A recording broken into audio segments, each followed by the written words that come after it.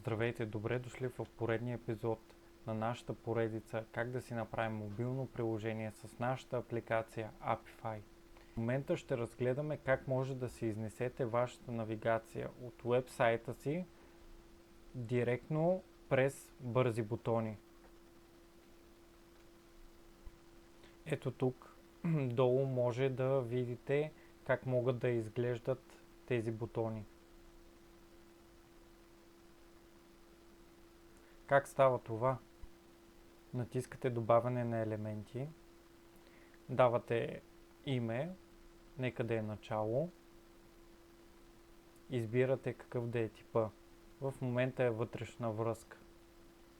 Може да е външен линк.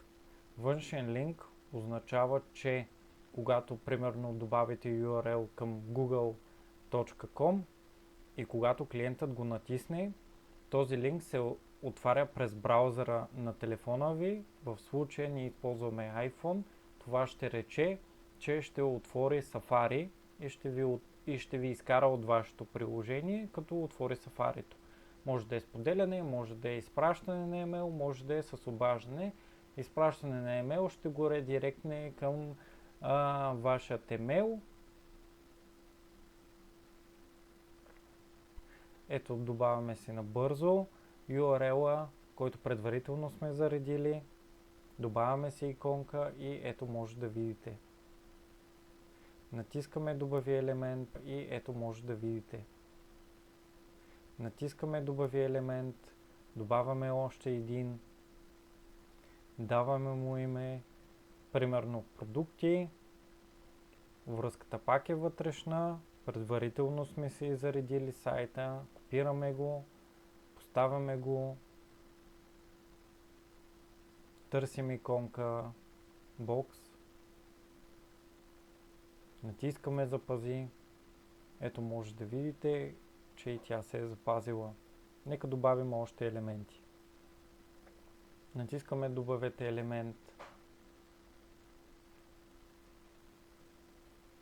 количка например, предварително сме си взели URL линка към количката, добавяме го, търсим икона,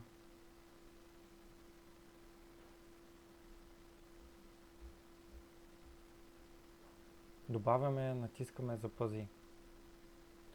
И според мен още един линк е хубаво да добавим.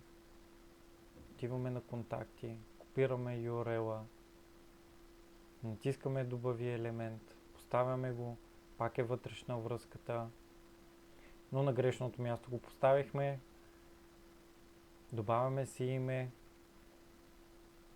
търсим иконка, добавяме, натискаме запази. И ето ги активните навигационни менюта, които добавихме.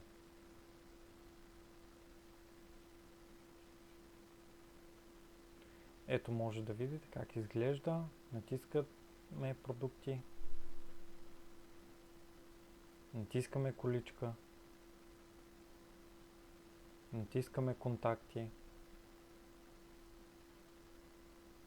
И така може да си създадем навигация. Ако искаме тук горе да си добавим допълнителна икона като навигация, отиваме на бар бутони, натискаме добавяме на елемент.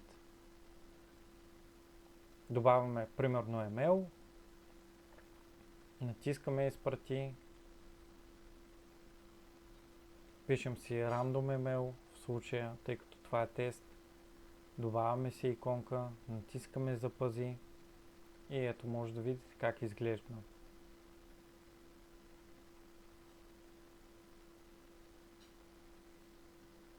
Ето тук отдолу и отгоре имаме иконки.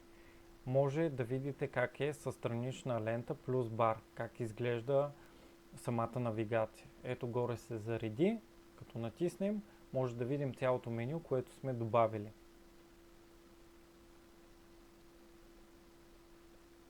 Това е всичко. Благодарим ви, че гледахте поредния епизод на това как да си направим мобилно приложение с Apify.